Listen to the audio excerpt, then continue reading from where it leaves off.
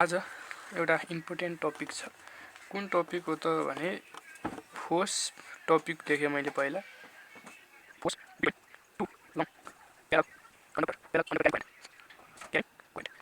यो टपिकले के भन्यो त भने करेन्ट क्यारिङ कन्डक्टर है दुईवटा प्याराललमा राख्यो भने त्यो बीचमा फोर्सहरू के हुन्छ त, कस्तो हो, एट्र्याक्टिभ फोर्स हुन्छ कि रिपल्सन फोर्स चाहिँ क्रिएट हुन्छ भन्ने खोजेको। मैले रिपल्सन र अट्र्याक्टिभ फोर्स चाहिँ कुन चाहिँ हामीले देख्न पाउँछौँ त, त्यो यसमा चाहिँ हामीले भनेको छ। अब यसलाई सुरुमा हामीले दुईवटा कन्डक्टरहरू हुन्छन्, त्यो कुराहरू टु टाइप्स अफ कन्डक्टर हुन्छन्। टु टाइप्स अफ कन्डक्टरहरू हुन्छन्। एउटा भनेको लाइक कन्डक्टर हो,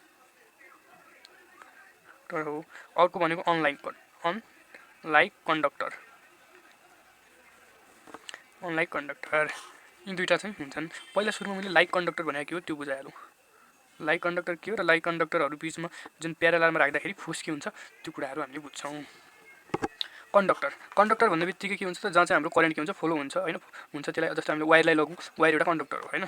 र एउटा वायर यहाँ छ, कन्डक्टर छ अरे मानौँ, यसलाई मैले कन्डक्टर भने। एउटा यो C1 हो, यो यसको नाम मैले के दिएँ त, C1 भन्ने कन्डक्टर हो भनेर नाम दिएँ, जसमा चाहिँ हाम्रो I1 भन्ने के भयो त, करेन्ट फ्लो भयो।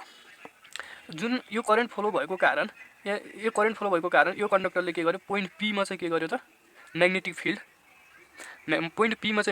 के गर्यो त, म्याग्नेटिक फिल्ड प्रड्युस गर्यो। यहाँ वरिपरि अराउन्डिङमा के गर्छ, म्याग्नेटिक फिल्ड प्रड्युस गर्छ नि त कन्डक्टरले। जुनै पनि ठाउँमा भनौँ, कुनै पनि आफ्नो अराउन्डिङमा जुन करेन्ट क्यारिङ कन्डक्टरहरूले के गर्छ भन्ने थाहा छ हामीलाई, करेन्ट म्याग्नेटिक फिल्ड प्रड्युस गर्छ भन्ने कुरा थाहा छ। त्यही पोइन्ट P मा चाहिँ के गरिरहेको छ माने मैले प्रड्युस गरिरहेको छ भने अर्को त्यही म्याग्नेटिक फिल्डभित्र पढ्ने गरी मैले अर्को कन्डक्टरलाई पनि के गरिदिएँ, त्यसमा राखिदिएँ। म्याग्नेटिक फिल्डभित्र पढ्ने गरी अर्को कन्डक्टरलाई राखिदिएँ, जुन कन्डक्टरलाई मैले C2 भने र जसमा करेन्ट सेम डाइरेक्सनमा फ्लो भएको छ, त्यसलाई के भने त मैले I2 भने। लाइक कन्डक्टर भनेको के रहेछ त भने जुन कन्डक्टरमा करेन्टहरू के भइछ, सेम डाइरेक्सनमा के हुन्छ त, फ्लो भइरहेको छ। सेम डाइरेक्सनमा के हुन्छ त, करेन्ट फ्लो हुन्छ भने त्यसलाई के भन्छ, लाइक कन्डक्टर भन्दो रहेछ। यो त बुझियो। अब यो के रहेछ त, जुन हामीले करेन्ट फ्लो गर्ने हो भने त्यसले सराउन्डिङमा म्याग्नेटिक फिल्ड प्रड्युस गर्दो रहेछ। जुन म्याग्नेटिक फिल्ड प्रड्युस हामीले कुन म्याग्नेटिक फिल्ड भनेको पोइन्ट P मा पनि प्रड्युस गरेको रहेछ। र C2 लाई पनि म्याग्नेटिक फिल्डभित्र पढ्ने गरी चाहिँ मैले के गरेँ त, राखिदिएँ भने त्यसले पनि म्याग्नेटिक फिल्ड के गर्छ, प्रड्युस गर्छ। यसको अब डाइरेक्सनहरू हेरौँ। जुन हाम्रो मैले अगाडि लहरू भनिसकेको छु, रुलहरू भनिसकेको छु। जब हाम्रो करेन्ट क्यारिङ कन्डक्टर चाहिँ के छ त भने स्टेट छ, जुन करेन्ट चाहिँ माथितिर अपवार्ड गइरहेको छ भने त्यति बेला चाहिँ हाम्रो के हुन्छ त, यो एन्टी क्लकवाइज हुन्छ भनेर मैले डाइरेक्सन भनिसकेको थिएँ। राइट एन्ड थम्ब रुलको हो यहाँनिरको पोइन्टमा हेर्ने हामीले, यो कन्डक्टर है, यहाँनिरको पोइन्टमा चाहिँ के हुन्छ त, म्याग्नेटिक फिल्ड हेर्ने हो भने यसरी के भइरहेको छ, भित्र गइरहेको नि त, यसरी भित्र गइरहेको यो पोइन्टनिर। यो करेन्ट क्यारिङ कन्डक्टरको प्रड्युस है, यो करेन्ट क्यारिङ कन्डक्टरले प्रड्युस गरेको म्याग्नेटिक फिल्ड यो करेन्ट क्यारिङ कन्डक्टर निरको चाहिँ के भयो, डाइरेक्सन भनेको भित्र गइरहेको छ। भनेको मतलब मैले यहाँनिर के गरेँ त, इन्टु B लेखेँ ल, यो B1 हो, भित्र गइरहेको। अब सेम त्यसको म्याग्नेटिक फिल्ड यहाँनिर प्रड्युस हुन्छ भने यसको म्याग्नेटिक फिल्ड यहाँनिर पनि के हुन्छ, प्रड्युस हुन्छ। जसलाई मैले पोइन्ट Q भनेर दिएँ।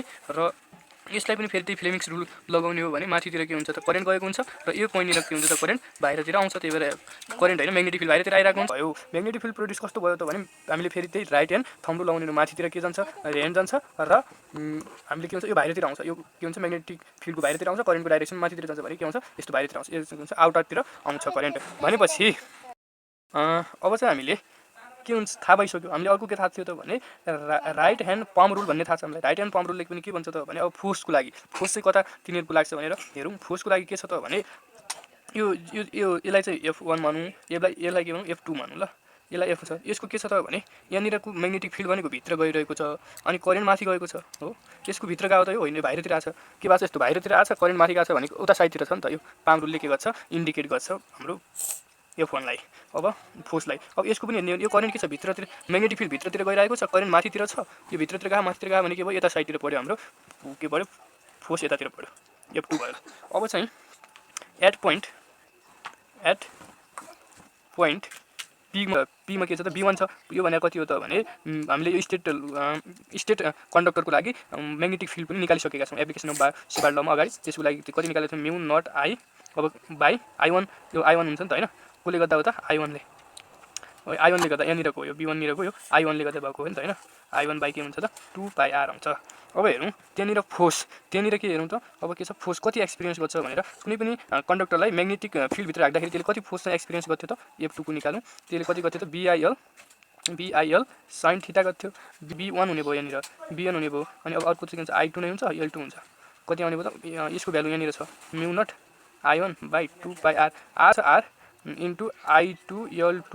अब थीटा भनेको के छ त थीटा भनेको के छ भने F2 यतातिर छ F2 यतातिर छ माथि के छ त I2 गएको छ भित्र यस्तो भित्र भनेको बाहिरतिर आएको यस्तो छ टोटल 90 डिग्री छ हैन बी भनेको यता छ के छ भित्रतिर गएको छ भने टोटल कति छ 90 डिग्री छ भने sin 90 भनेको त 1 हो भनेपछि के हुन्छ त यहाँनिर म्यु अब यो F2 भने यति चाहिँ हुँदो रहेछ हैन F2 अब के निकाल्नु त भने F2 फर के को लागि त F2 फर के त युनिट लेन्थको लागि L2 युनिट लेन्थको लागि भनेको यसमै हो युनिट लेन्थ भनेको के हो त यसको यसको लेन्थ भने टोटल कति हो L2 लेन्थ हो के यसको लेन्थ भनेको L2 हो युनिट लेन्थ हैन युनिट लेन्थमा फोर्स कति हुन्छ भन्ने निकाल्यो हामीले F2 नै राखे मैले यसमा नि है कति हुन्छ त युनिट F2 चाहिँ के पर युनिट लेन्थमा है फोर्स पर युनिट लेन्थमा चाहिँ कति हुँदो रहेछ फोर्स भनेको त्यही हो म्यु not I1/2πr into I2 L2 by L2 यो L2 कट्यो भने F2 भनेको कस्तो आउँदो रहेछ त म्यु नट I1 I2/2πr आउँदो रहेछ हैन यो चाहिँ F2 आउँदो रहेछ अब हामीले के निकाल्नु पर्छ त यसरी पोइन्ट क्यूमा निकाल्नु कसको कारण C2 को कारणले निकाल्नु पर्छ ल मैले यहीँनिर निकाल्दिन्छु 8 पोइन्ट क्यूमा 8 पोइन्ट क्यू छ 8 पोइन्ट क्यूमा चाहिँ हामीले अब कसरी निकाल्ने त भने हाम्रो यहाँ यो बी के हो त 2 है B2 हो अब हेरौँ B2 भने कस्तो हुने भयो म्यु नट यो त अगाडि निकालिसक्यो यो पनि के हो त सेम स्टेट कन्डक्टर नै हो स्टेट लङ कन्डक्टर भयो त्यसपछि म्यु नट आई अब चाहिँ के को कारणले 2 को कारणले आएको हो नि त हैन यो म्याग्नेटिक फिल्ड 2πr भयो त्यसपछि अब हाम्रो फोर्स कति हुन्छ F1 यहाँनिर चाहिँ F1 छ भने F1 भने कति हुँदो रहेछ त F1 भनेको BIL sin थीटा B भनेको अहिलेको लागि कति हो B2 हो यो अनि I1 हो L1 हो यसैगरी F1 = B2 भनेको म्यु not I2/2πr into I1 L1 sin theta भनेको फेरि त्यही हो 90 नै हुन्छ यसमा F1 भनेको यो आयो अब फेरि F1 = के हुन्छ फोर्स पर युनिट लेन्थ भनेको यसको लागि कति हुन्छ त युनिट लेन्थ यसको लागि L1 हुन्छ फोर्स पर युनिट लेन्थको लागि हेरौँ हामीले त्यसको लागि हुन्छ म्यु2 इन्टु I1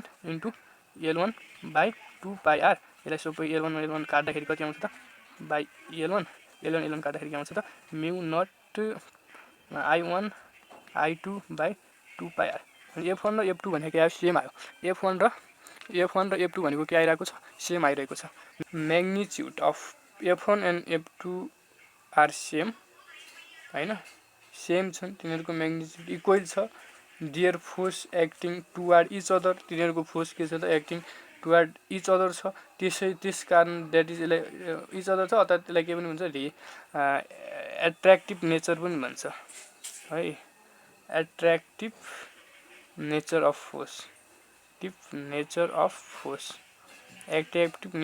फोर्स पनि भन्छ जब हामीले सेम डाइरेक्सनमा चाहिँ करेन्ट फ्लो गराइदियो भने दुईटा फोर्सहरु कस्तो नेचरको आउँदो रहेछ एट्र्याक्टिभ फोर्सको नेचरको आउँदो रहेछ यो चाहिँ के थियो त अनलाइक कन्डक्टरको थियो अनलाइक कन्डक्टरको हेर्दाखेरि unlike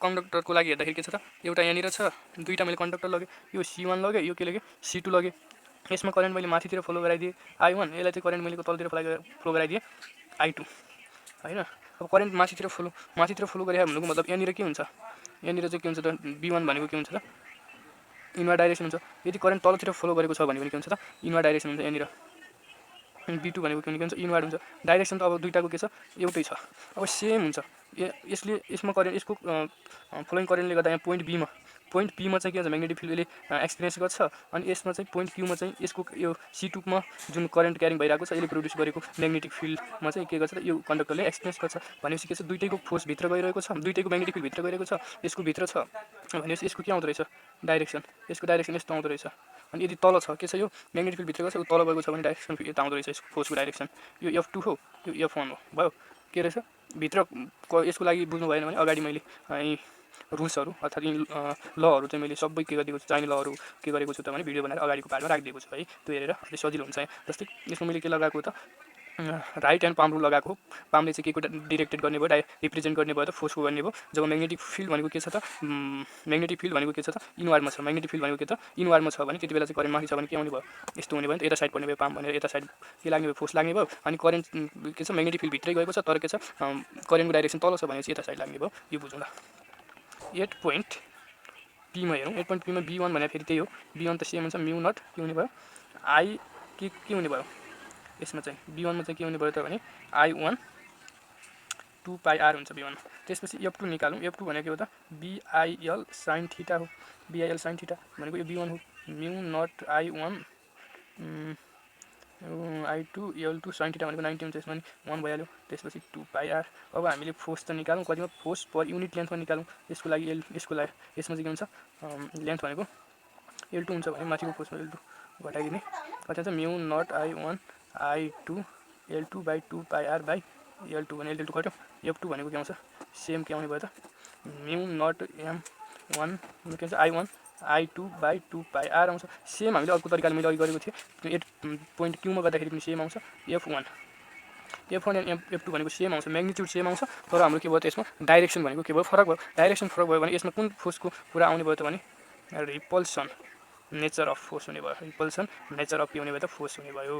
repulsion nature of force हुने भयो। हामीले दुईवटा करेन्ट क्यारिङ कन्डक्टरलाई डिफ्रेन्ट डाइरेक्सनमा करेन्टहरूलाई के गरिदिने हो भने पासेस गराइदिने हो भने होइन फ्लो गराइदिने हो भने त्यहाँ चाहिँ हामीले कस्तो टाइपको फोर्स पाउँछौँ रिपल्सन टाइपको फोर्स पाउँदो रहेछ।